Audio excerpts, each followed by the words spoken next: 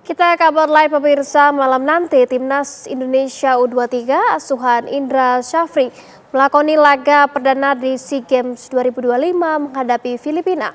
Jelang laga, Indra Syafri meminta anak asuhnya untuk fokus mengingat pentingnya laga ini.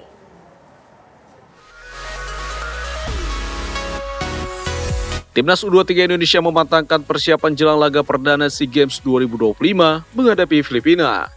Timnas U23 berjumlah 23 pemain, termasuk pemain diaspora Ivar Jenner, Mauro Zylstra, dan Dion Mark yang juga turut terlihat dalam sesi latihan kali ini.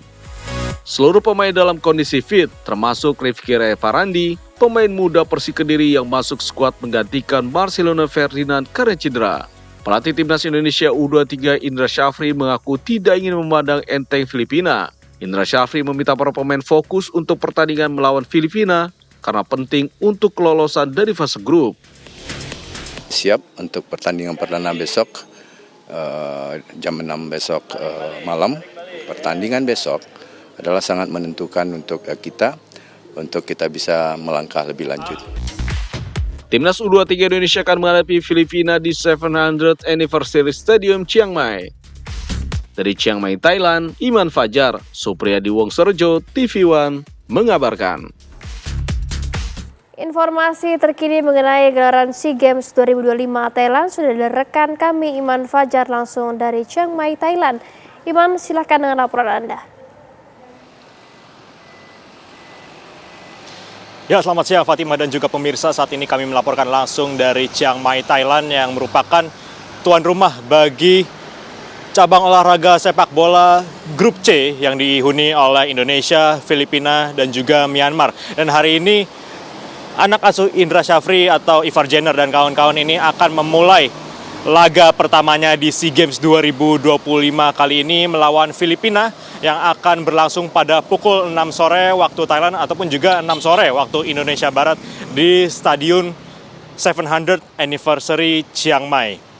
Dimana kalau kita lihat bagaimana memang dari tiga tim ini antara Indonesia, Filipina, dan Myanmar, Indonesia memiliki keuntungan di mana memang Filipina dan Myanmar sebelumnya sudah bertanding pada tanggal 5 Desember kemarin, di mana saat itu Filipina berhasil menang 2-0 atas Myanmar.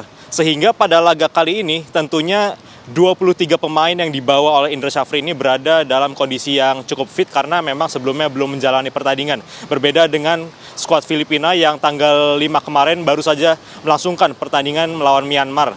Sehingga pada hari ini bisa dibilang Filipina yang sebelumnya telah melawan Myanmar ini memiliki kekurangan stamina, sehingga ini bisa menjadi advantage atau bisa dimanfaatkan oleh skuad Indonesia. Namun di satu sisi pemirsa, Indonesia melalui coach Indra Syafri juga menyatakan bahwa memang tidak ingin menganggap remeh Filipina, karena di satu sisi memang Filipina ini memiliki tim yang cukup kuat. Ada beberapa pemain juga yang abroad atau berkarir di luar negeri, salah satunya seperti Santiago Rublico ini.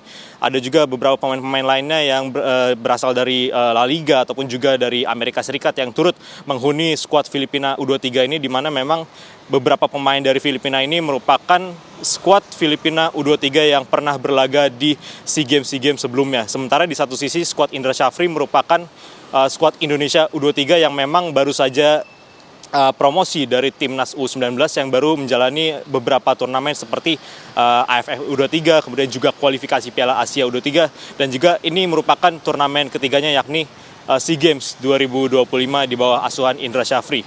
Sementara itu untuk skuad kali ini kalau kita lihat di SEA Games sebelumnya di SEA Games 2023 di Kamboja, hanya ada 2 pemain yang berada di SEA Games 2023 yang kembali dibawa oleh Indra Syafri di SEA Games tahun ini, yakni Muhammad Ferrari dan juga Ananda Raihan.